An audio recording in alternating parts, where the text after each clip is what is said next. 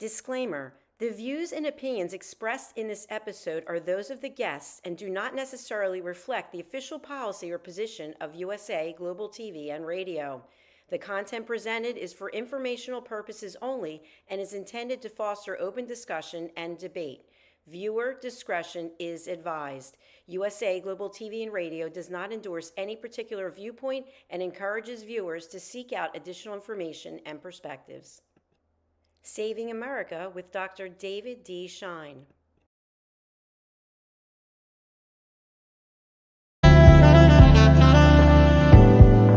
Welcome to USA Global TV and Radio, where our mission is to provide education, entertainment, hope, and inspiration. USA Global TV and Radio connects you with experts and audiences all around the world every single day to help you succeed in business and to live a richer life. Visit us at usaglobaltv.com to learn about career and life-changing training and mentoring programs like the Listening Mentor. Subscribe to our newsletter to stay informed about our special programs and offers. Discover how you can become a guest on one of our shows or a host or producer of a USA Global TV and Radio show of your very own. That's USA Global TV and Radio, where the doctor is always in.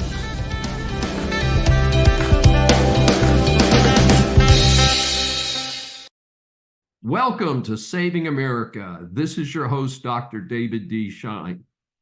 Here are some of the top stories from the last week. The headline is, State Department responds to CCP's escalating attacks on Falun Gong in the U.S. Of course, the reality is that the CCP has little respect for anyone outside their closed circle. This is especially true of the inept Biden-Harris administration. In a prior Saving America, I introduced Falun Gong to my audience. This is a group that focuses on self-reflection and meditation. In Red China, there are 70 to 100 million followers. Of course, the insecure CCP losers like Z hate any competition for the minds of the peasants. What is especially disturbing is that this persecution of the followers has spread to the U.S. Those Chinese fortunate enough to get out of China are being harassed here, according to reports. The U.S. State Department reports that the CCP will surveil, threaten, and harass PRC nationals, including Falun Gong practitioners. An interesting sidelight in this is that leaked information pertaining to the CCP strategy for sabotaging Shen Yu Performing Arts. This is a New York-based classical Chinese dance company that was founded by Falun Gong practitioners. Many of us have seen their advertising, including their nice TV commercials. Apparently, the whack CCP consider even this performing group to be a threat to their false narrative of a communist utopia in China. The Shen Yu ads even say that they present China before communism. An interesting fresh headline from NTD says 2 men have pled guilty to a bribery scheme to take away the tax-exempt status of the Shen Yu Performing Arts. Kind of interesting, folks. I call on local law enforcement to coordinate with the State Department to investigate and prosecute any foreign actors who interfere with this peaceful sect. Trump slams Harris on inflation. My audience is well aware of the political battle between the Trump-Vance team and the Harris-Walz far-left team. Many also may be aware that the Biden-Harris backers are trying to rewrite history by falsely claiming that the inflation started under Trump, not them. Many of us find it fascinating that Harris has not taken any questions since the Dems' backroom deal that put her at the top of the ticket. In the meantime, her campaign has tried to change every far-left policy of hers to cover up what she really stands for. The days of her being called the failed border czar, calling for Medicare for all and elimination of private health insurance, and supporting domestic terrorists with bond money are being swept under the rug. In an interesting twist, one law enforcement official she includes in a TV commercial has come out to condemn her. Love that payback, folks. We're all looking forward to her actually answering real questions. In the meantime, the wrapping paper is really off the whack leftist Tim Walz governor of Minnesota. And remember, he was the governor during the burning of Minneapolis, where he did virtually nothing. He has had such a bad start that all of his stories seem to be contradicted by people who do not have a dog in the fight. I wonder if he'll be removed like the Dems did to George McGovern's VP candidate in 1972.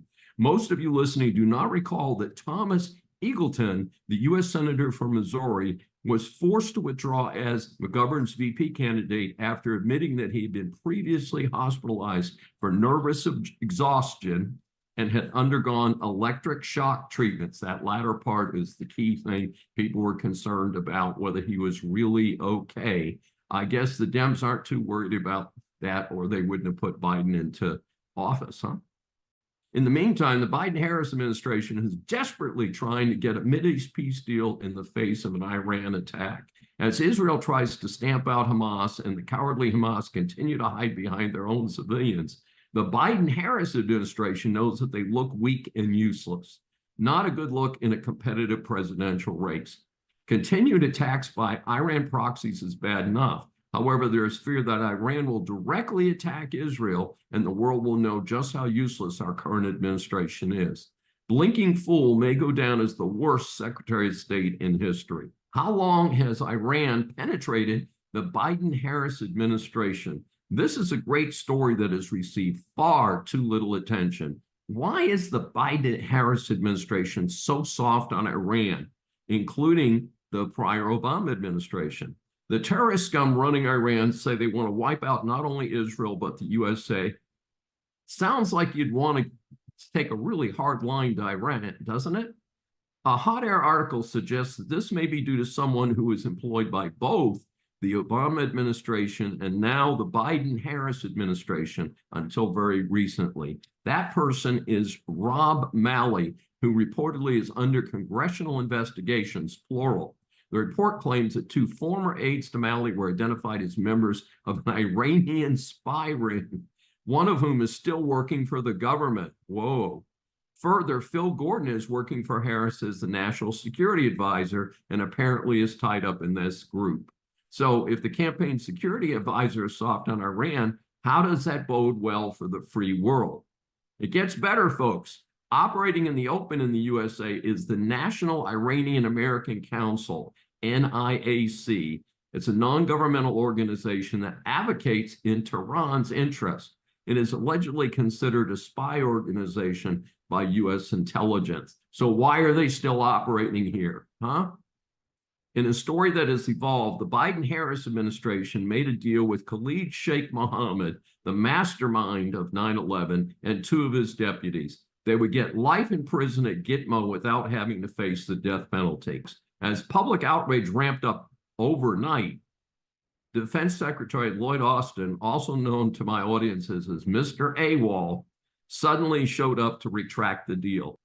Time for these three to be hung and revived 1,000 times each to make up for the 3,000 deaths that they caused for 9/11. And remember, many hundreds and hundreds others died later from exposure due to asbestos and other contaminants at the 9/11 site. I'm telling you, Harris cannot be trusted to watch out for the security of America. GARM got billions from the feds targeting conservatives using your tax dollars, folks. This is another evolving story. I stay pretty up on things, but I'd not heard of GARM, which stands for Global Alliance for Responsible Media. Frankly, folks, in 2024, anytime I read something that was set up for responsible media, I start smelling a rat.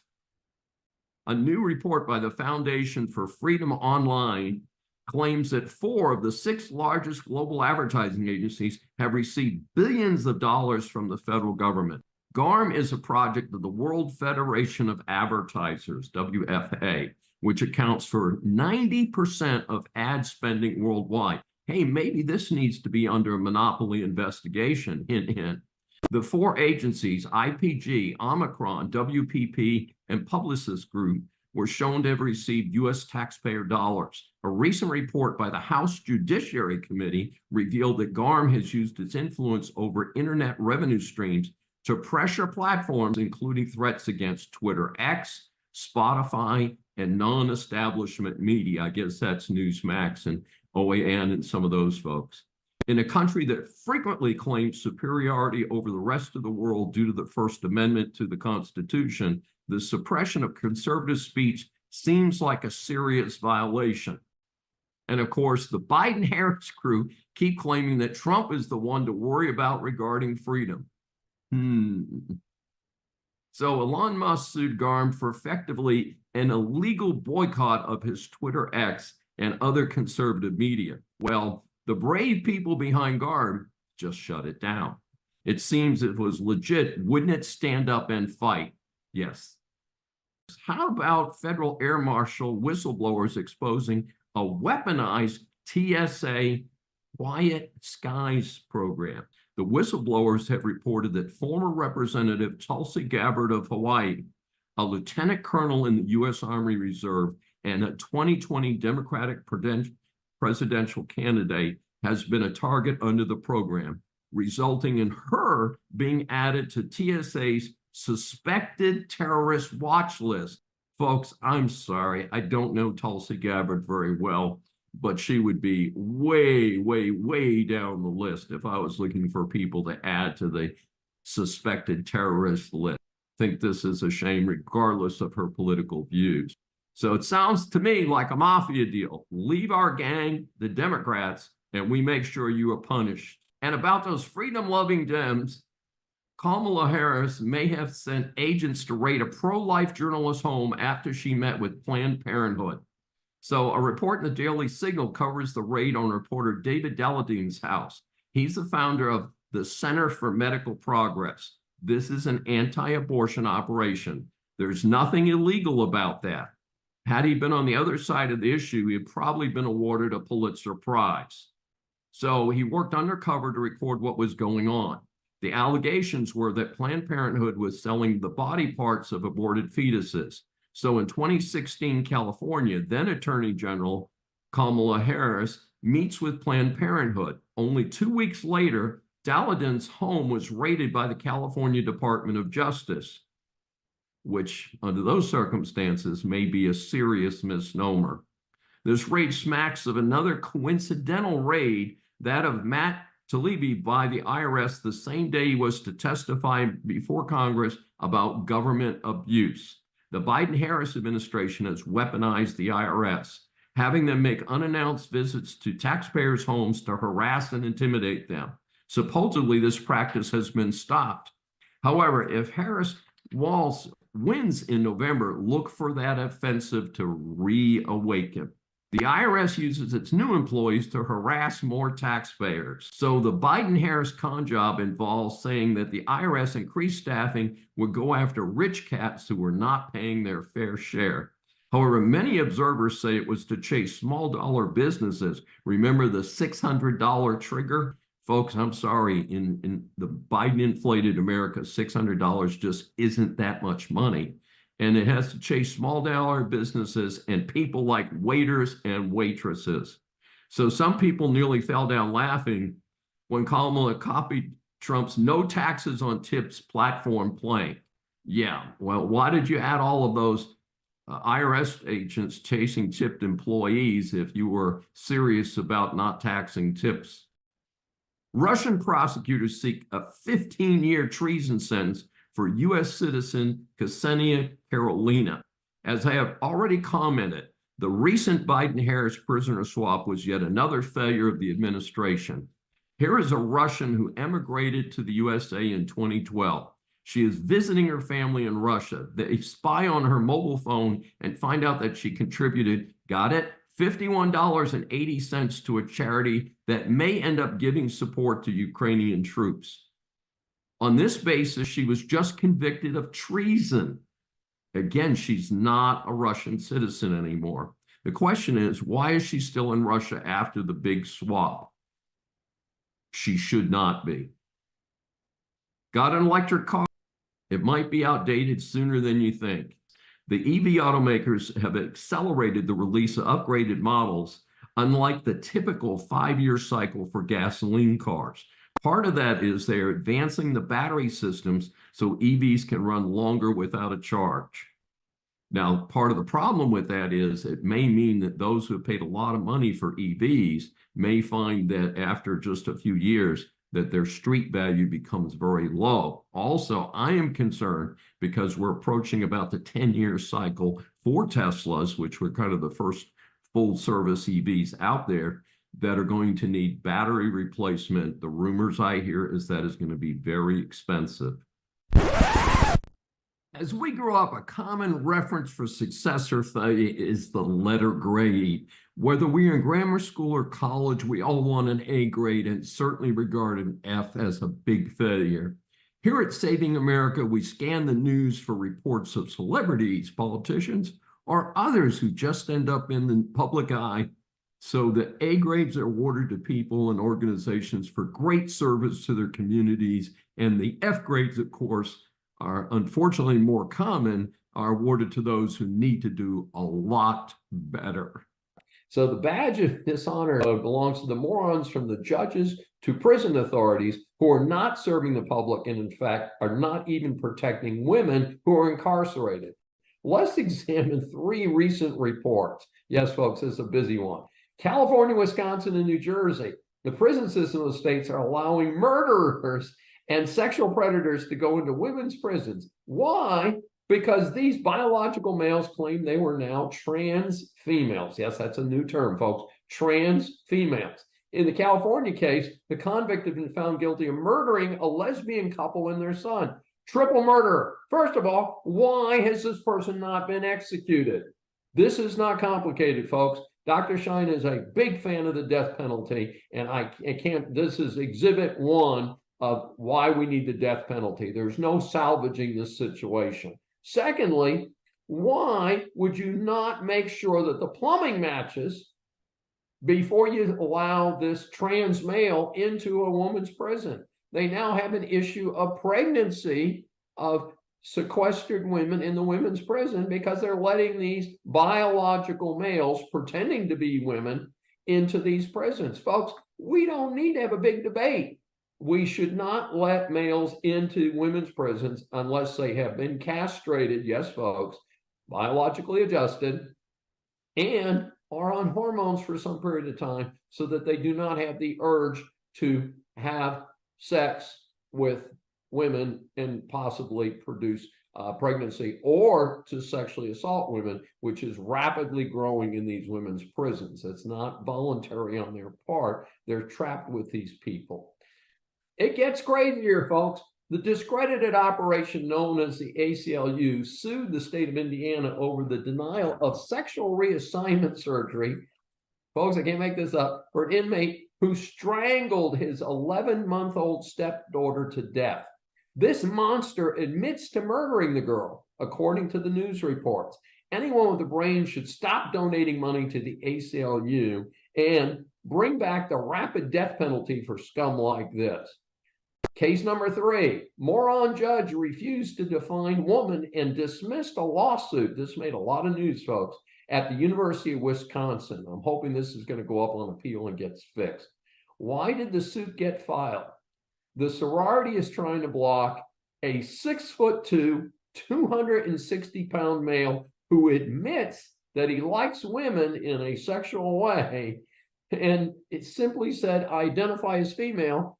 The judge said, oh, well, then he has access to the sorority. Folks, it's Kappa Kappa Gamma sorority. I am totally in sympathy with them. A sorority should mean what it means. It is a collection of women who join together for their own satisfaction and protection.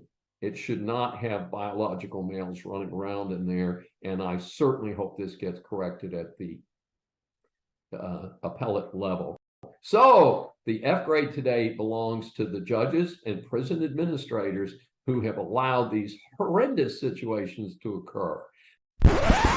One of the bitter ironies of the current focus on DEI in America is that not all minorities or protected groups are treated the same. And we welcome Stephanie Samsil. She's a senior at Towson University with a dual major in political science and mass communications. She has a journalism concentration. This summer, she is interning at the Heritage Foundation's marketing department. As an intern Capitol Hill reporter with the Media Research Center in 2022, she wrote more than 40 published news stories and questioned numerous members of Congress, including Senators Ted Cruz and Chuck Schumer. She has numerous articles and other publications. I became familiar with her as a result of her op-ed in the Daily Signal. We welcome Stephanie Samsel for her first appearance on Saving America. Thank you so much, Dr. Dave. We're happy to have you here. So our first question, please share with our audience a little about your background and some of your experiences in high school that even in high school started to form your opinion of DEI. Absolutely. So I am a half Asian and half white college student from Maryland. I've attended public school all of my life, both K through 12 and at a public state university currently. I'm a senior. And so I know firsthand what it's like to be in these classrooms with very liberal professors, teachers, students, who all seem to come to this consensus that DEI is a wonderful, great thing that everyone should be on board with. And if you aren't on board with it, then you must be some raging white supremacist. Well, let me be an example that that is not true. Okay, I am against DEI. Not because I'm against diversity or I'm against inclusion. It's more so the middle term that I have an issue with, equity. Because proponents of equity are the first ones to say that it is different from equality, right? It is not enough for us to all be created equal, to all have equal opportunities. What they argue for is equal outcomes, equal representation across the board, no matter your race, gender, sexuality. And so these proponents are ignoring individual talents and individual merit that is the foundation, I think, for the American dream, right? We all want to work hard. We want to earn the positions by our merit and not because we check a box that gives CEOs a pat on the back, you know, they hit their racial quota or their diversity check. It should be because they care about us as people. They recognize our hard work and our character and our merit. So as far as my experience in high school goes, I remember being a senior, applying to these colleges. I used the Common App like everyone else. And so I had approached one of my teachers about what she thought I should write about in my essay, what topic. And she just looked me up and down through a screen because this was during COVID. She looked me up and down, squinted at my face and said, "Have you considered writing about your race in your college essay? Because you're clearly not white." And that baffled me. I was offended because I had known her for a while. I looked up to her. She knew me as a great writer, and a lot of teachers had talked about how I had a very high GPA. I worked really hard on every assignment I was given. So to be reduced in that moment to my skin color, my status as a non-fully white person, at least, like she didn't care about my work ethic in that moment. And she signaled to me quite clearly that these administrators, these people at these colleges cared more about what boxes I checked and what my skin color was as a minority than my accomplishments, my character, that type of thing. So from that moment on, I decided I would speak out about this, and I would do so respectfully, but truthfully. That sounds great. And as you know, we asked 3 questions. Our second question, I came aware of you because of your essay in the Daily Signal. And in that, you reflect on your college experiences. What is your general reaction to how DEI is used in college? So we talk about high school. Let's talk about college. Sure. I think just like in high school, it does a grave disservice to hardworking students, staff, faculty who work really hard for their research and their credentials. And the reason why I think it does a disservice is because it takes the focus away from hard academics, reading, writing, arithmetic. It takes the focus away from that and places it on, okay, this is how you are oppressed because you are not a white person. And we want you to know that the American dream just won't come as easily to you because you're just not white or you're not male. And that's ridiculous. That's a lie. And we should be empowering students with the truth and with our true history, with hardcore academics that get at the facts, that aren't so emotionally driven and don't pander to identity politics. And so I've been in these classrooms with students who have just shamelessly said to me, just like my high school teacher in a way, Asian Americans today would be nowhere without Black people. I don't say anything. The professor doesn't say anything. Some people might chuckle, but they don't ask him or her to elaborate. They don't ask for the facts, and it's just kind of become this norm. Like you don't speak out about that.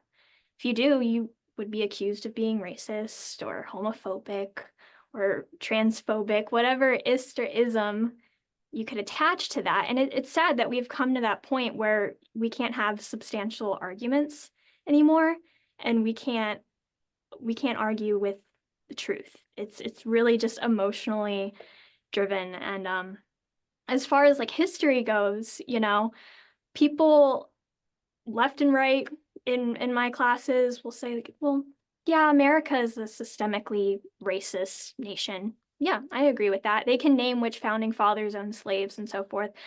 But what they don't know, and what I didn't know until recently at Heritage, was that 80% of the slaves that were sold from Africa were shipped not to the US, but to Brazil. And it really, I'm not saying that to whitewash history or anything. I'm saying that because it gives you a fuller picture and a fuller context of what the world was like at that time. It wasn't just America. But from the narratives you hear in these classrooms, you would think, wow, America is just bad. We had a terrible founding. We should not be proud of it. We should not be proud to be Americans. And that's really sad. So I hope more people will, again, speak out, speak the truth, and try to counter these narratives that we should be ashamed to be Americans and that the American dream isn't real. Well, I have some big predictions for your American dream. I very much think you're going to get there.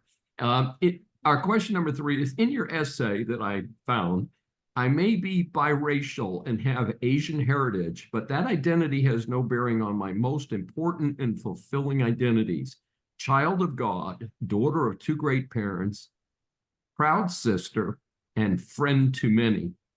This is a wonderful, powerful statement. Share with our audience what experiences have prompted you to write that specific statement. Thank you, Dr. Dave. Well, as I was writing this essay, I was aware that people would try to write me off as just another Asian American and, again, boil me down to the exterior qualities that a lot of people would see just on first glance. But at the end of the day, we're all human and we're all searching for meaning. And so for me, that meaning is found in Christ. And I wish I could say to you that I've always felt that way, but it was something I really had to come into in my own time. As a baby, I was baptized in a Catholic church, and it actually wasn't until middle school, when my friend had introduced me to her hometown church, that I started attending for a couple years and then decided to get baptized. And that was the best choice of my life, because my faith reminds me of what truly matters.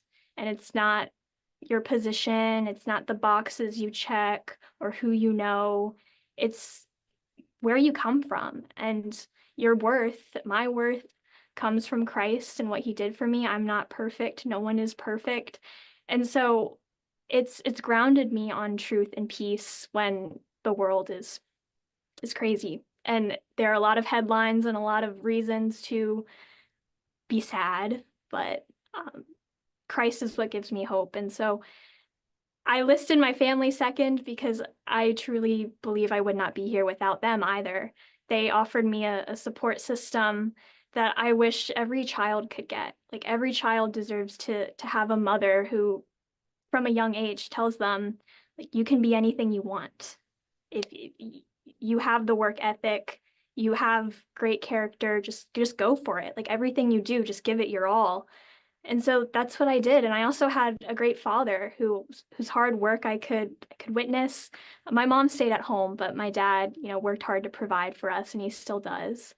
And I remember coming home from school in grade school, but also in college, where I would be doing homework at the dinner table and I would just think, man, like, when am I going to use this? When am I going to use trigonometry or so forth? And like a lot of students, I just thought, oh, I'm too good for this or whatever. And he said to me, when I was your age, I also wasn't crazy about school. It wasn't until I got to college actually that I applied myself. And I realized, because I was paying out of pocket, that I was investing in myself. So education is an investment. And even after you graduate, the rest of your life, it should be a learning experience. And so I took that to heart from a young age, that life is lifelong learning, and that's what it's about. And that's why I care so much about education and why I want to speak out about this and against DEI. Very inspiring. How can our audience get more information about you and the things you're interested in? Sure. Well, to read my op-ed, you could Google Daily Signal and my name, Stephanie Samsel. But my social media is at Stephanie Samsel on Instagram and at Steph Samsel on Twitter. America's been struggling, but this is a point that I made in my first book, Decline of America, 100 Years of Leadership Failures. Unfortunately, I'd hoped that book, which was released in February of 2018 on President's Day, would help bring awareness to the need to improve the presidency and see if the United States could get better organized, get rid of the partisan bickering, and move forward toward making America more secure externally and internally, but also improving the status and the quality of our civilization. And sadly, we've been dealing with quite a few challenges here. I feel with Joe Biden, we've reached the bottom of the barrel of presidency. I'm surely hoping that we don't get any worse. And in the meantime, we've got China, Russia, Iran, and North Korea licking their lips and laughing at us as they abuse the environment. So much for this environmental sensitivity nonsense that's been going on. And frankly, if you want to talk about an existential threat, it is to America's security, certainly not this nonsense about climate change. First, America must secure its borders. It must act to crush the drug cartels in Mexico now, not later. When we see the headline about Americans killed and 3 missing on the other side of Mexico along the border, it tells us that Americans are not safe, and it's because the government of the United States is not respected, or at least feared, by the terrorists who are running these cartels. Second, about the same time, a headline that says, Iran and Saudi Arabia are restoring diplomatic relations. That in itself is concerning. But the fact that China is credited as the mediator of that situation is even more disconcerting. The United States has lost its position as being the primary source of bringing the world together. And this is indeed another existential threat to the United States. Third, it gets better. There's a recent headline that China is ahead of the United States in roughly 45 out of 55 measures of technological advancement and accomplishment. The next war will not be a typical ground war. It will not be what's happening between Ukraine and Russia right now. It will be a technological war. The United States will need to control space, will need to control technology, will need to have a safe electronics and technical system parallel or beyond which nobody has seen so far. We put a man on the moon first.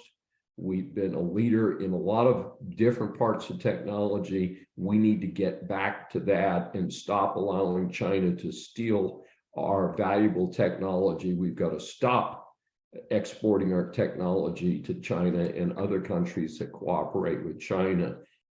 This must return to, unfortunately, what I witnessed, which was called the Cold War. Folks, we are in Cold War II, and we must win it. And the only way that we won Cold War I was by the fact that Russia and an incipient China at that time knew that they'd be wiped off the face of the map. They might hurt the United States, but in doing so, they would destroy their own country. Sadly, we must spend the resources now to assure China and its terrorist buddies that that will happen to them if they fool with the United States. We are not there technologically at the moment, but we must get there. We've got to get past the partisan bickering. We've got to stop throwing money down the toilet for useless programs. We've got to stop supporting half of the country that's not working by soaking taxes out of the other half that is working, and stop talking about taxing the handful of billionaires and start talking about spending money on defense, sending everybody else out to work unless they're legitimately disabled and truly unable to work. Time to get out there, get to work, get the job done. And America can do this. Business students, business persons, or consumers, business law impacts much of what you do. This segment is designed to help you get past the headlines on key stories. In a surprise unanimous ruling from the conservative-leaning U.S. Supreme Court, the court ruled recently that pro-life doctors do not have standing to challenge the Food and Drug Administration's removal of certain safety restrictions on a particular abortion drug. Now, this is a technical ruling. In the law, a plaintiff must have standing to bring a case. In plain English, it means the plaintiff must have a dog in the fight. The case was tied to the FDA's decision to loosen safety regulations for the abortion pill mifepristone in 2016 and 2021. Basically, the FDA made this drug readily available and authorized use without a direct doctor's supervision. The justices probed whether the doctors could prove that they were directly injured by those FDA decisions. The drug is specifically designed to be used in the early stages of pregnancy. To quote the Mayo Clinic, it is for pregnancy termination up to 10 weeks of gestation, offering a medical alternative to surgical procedures for abortion. So the correct procedure was for the plaintiff doctors to follow the administrative procedures required by the FDA to challenge decisions in that agency. There are reasonable health concerns that a woman using this drug could have various side effects while not under the supervision of a doctor. The number one concern, although described as not common, is excessive vaginal bleeding. Now, because of the time frame involved, including rulings that go back by the FDA to 2016, basically, I believe this case has been terminated. And again, it has been in the news regarding the either the non-prescription distribution or prescription distribution, but not requiring doctor supervision once the drug has been given out.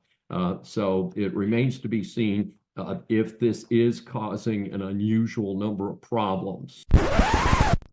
Recently, an administrative law judge, an ALJ for short, ruled in favor of Whole Foods on an important management matter. Employees of Whole Foods wanted to wear BLM masks, t-shirts, and other apparel during the 2020 riots. Understandably, Whole Foods management did not want to allow this to happen. Not good for the company, not good for employee discipline, etc. The employee's first shot was to claim racial discrimination. This claim washed out quickly, and the washout was upheld by the First Circuit Federal Court. Good to know. Next, the NLRB, the federal government, determined that this was an unfair labor practice, a ULP for short. The argument was that employees needed to wear the paraphernalia so that Black employees would somehow feel safer. The ALJ ruled in favor of Whole Foods on this issue. Now, it wasn't a total victory for Whole Foods. The ALJ also ruled that Whole Foods' policy of banning any pins or decals or whatever while actively working was too restrictive, and that employees, if they belong to a union, could wear a union pin or something like that. And of course, this is done in other industries. So, it's clear to make sure that we bring both sides of the argument forward. Saving America welcomes Bill Sunshine.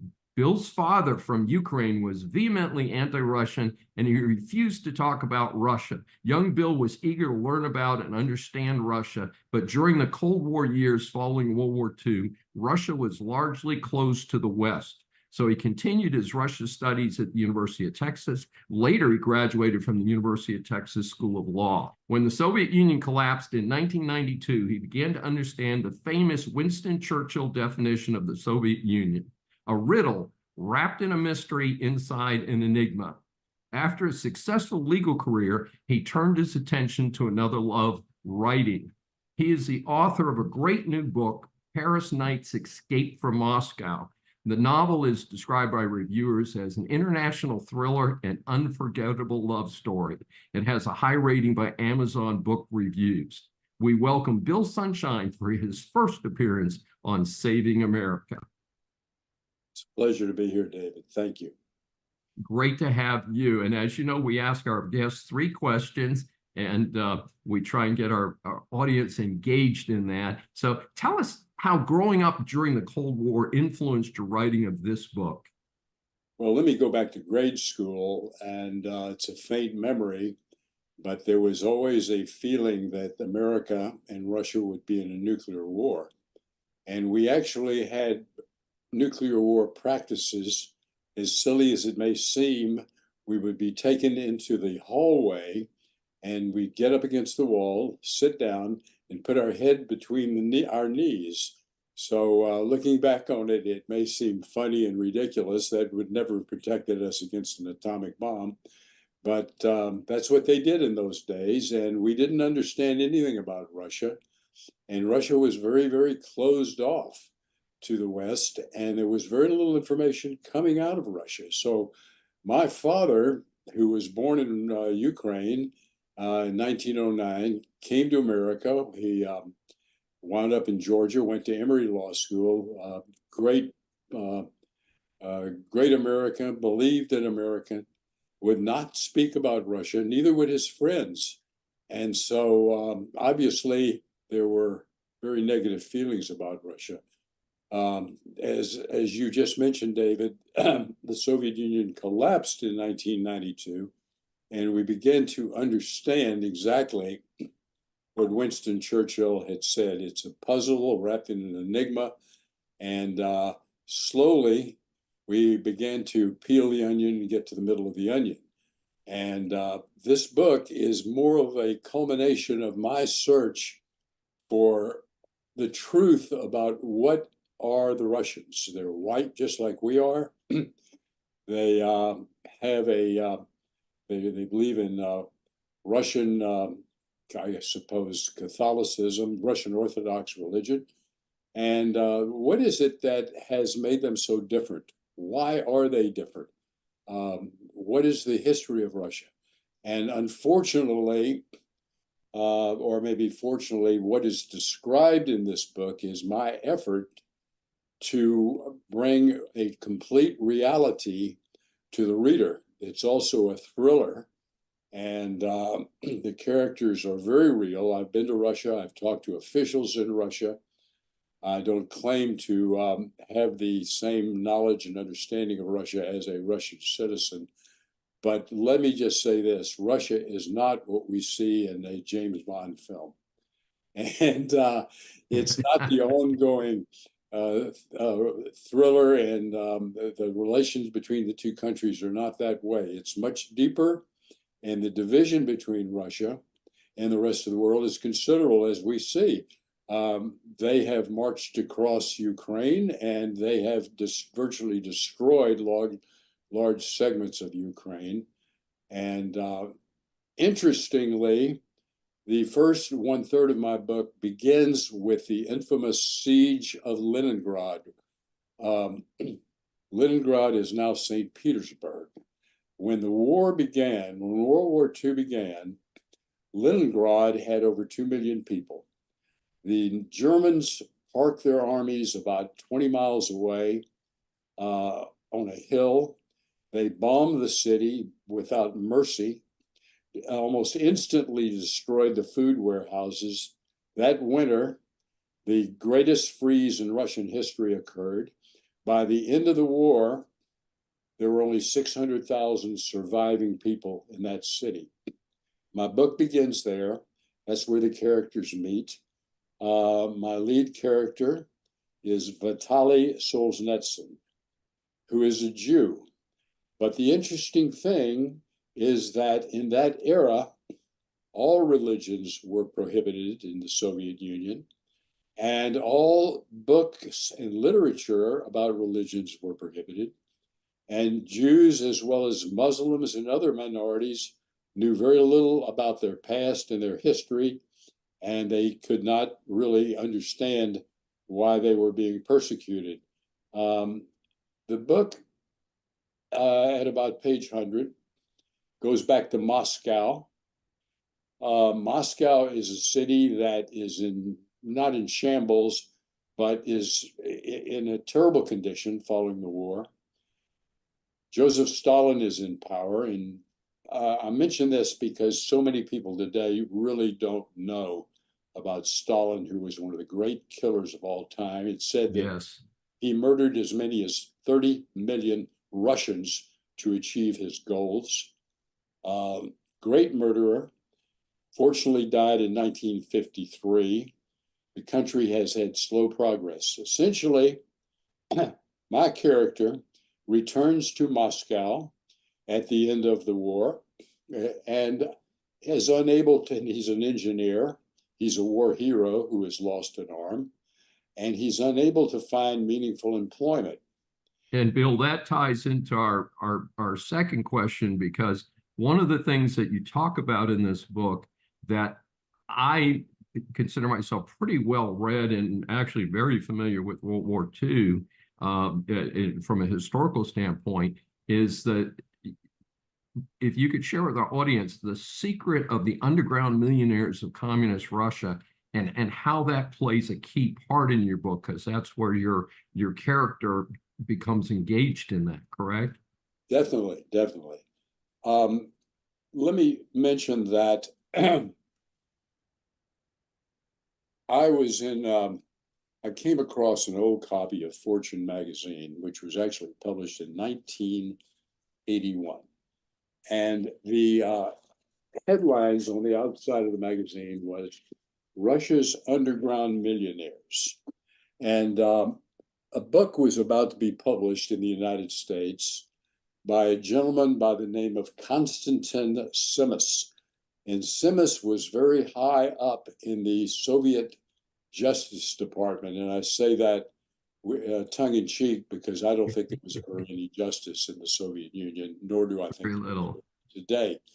And he had published a book about the USSR, The Corrupt Society. It was about to be published in the United States. The KGB found out about Konstantin Simis's book. They gave him 3 days to get out of the country and to move to the United States. The article in Fortune magazine mentions a professor at the University of California, Berkeley, by the name of Greg Grossman. My daughter was a student at Cal Berkeley. I called Grossman and made an appointment, told him I was interested in perhaps writing a book on the subject. He was the world expert on the underground economy in the Soviet Union. And what happened was that after World War II, the Russians were virtually incapable of making quality Western goods. David, you're wearing a beautiful red tie. And that red tie, if it were manufactured in the Soviet Union in that era, somebody in the Kremlin would decide on what the color would be. Somebody would decide on what company would do the dye. another company would decide on the material. And if it were in the United States, that could be manufactured in 60 days, maybe 30. In Russia, it was 2 or 3 years, and it was inferior quality. At that time, the Soviet Union was controlled by the Communist Party of about 2 million people. They controlled 200 million people. And the people who ran the country, the high officials of the Communist Party, desperately needed quality, Western quality goods. And they turned to some Jews, some Muslims, other people whom they thought were very qualified to start secret businesses. And these businesses would manufacture quality Western goods. They didn't have to worry about advertising costs or distribution costs because they were guaranteed to have rooms in the back of great department stores. There's a great department store on Red Square that I've been in called GUM, G-U-M. And if you were Mrs. Khrushchev or the wife of a high Soviet official, you'd be privately escorted into that room. So my key character goes back to Russia, cannot get a job. He's a highly qualified engineer. And by the way, this is based on historical fact. And the details are overwhelming. And the reader's going to feel like, my God, I'm walking the streets of Russia.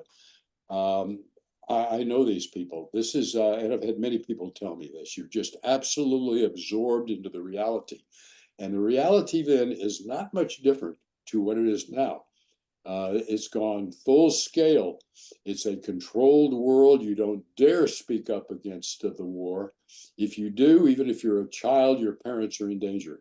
So my key character goes back, out of desperation, buys into a group that's manufacturing quality women's clothing at night within a Soviet factory.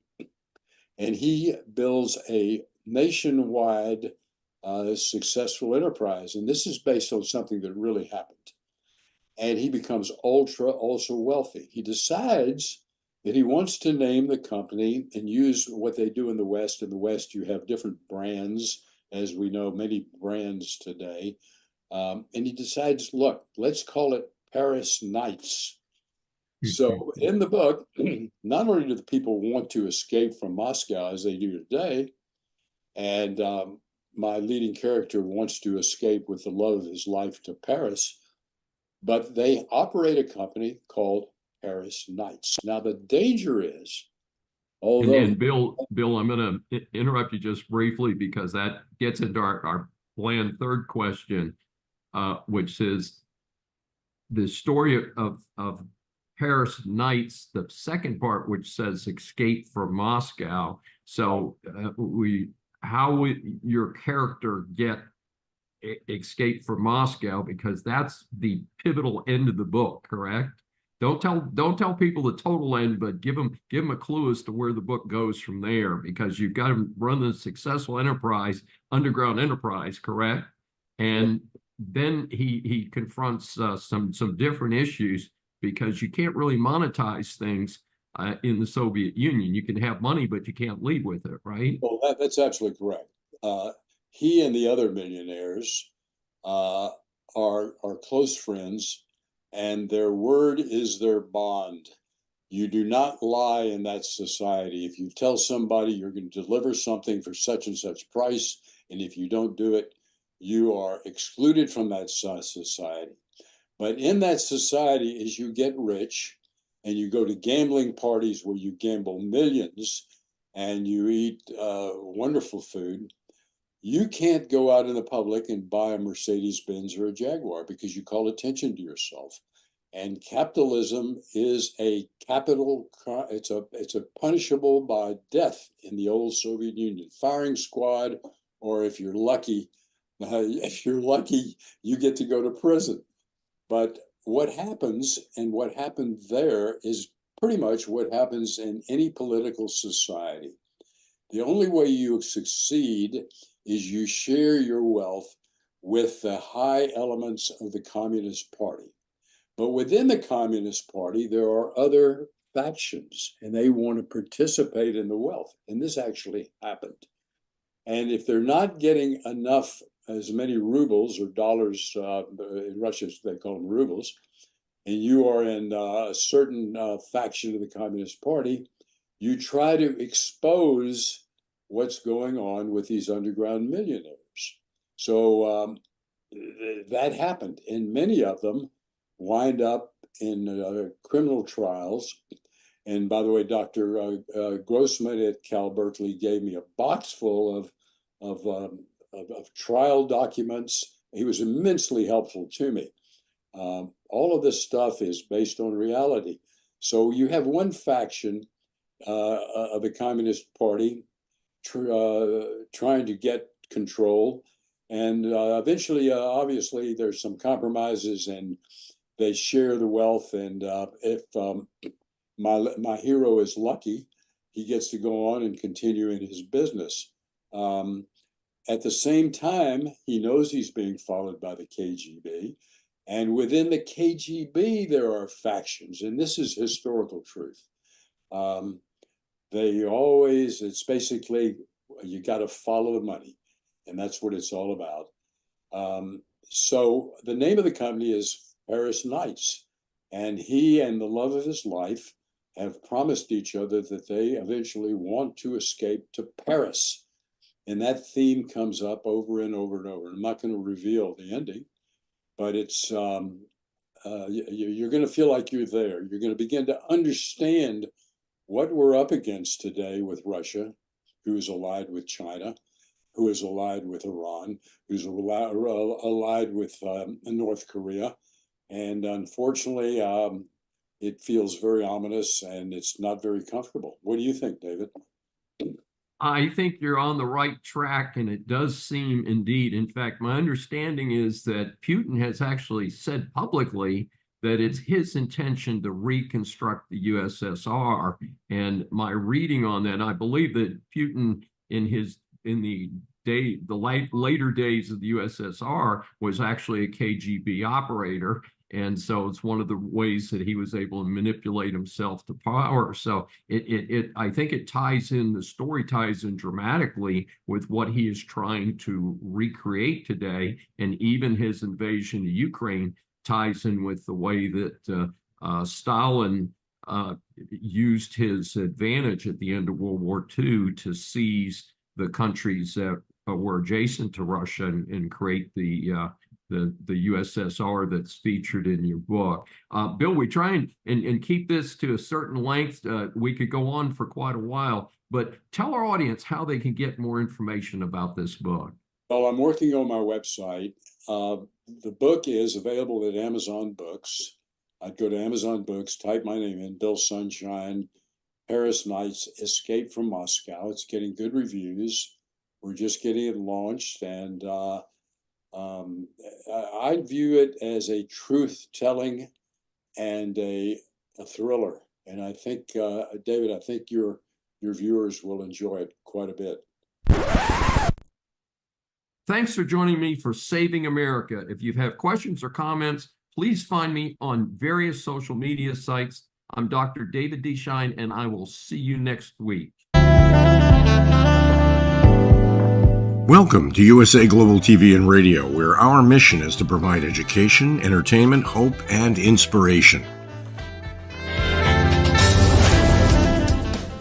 USA Global TV and Radio connects you with experts and audiences all around the world every single day to help you succeed in business and to live a richer life.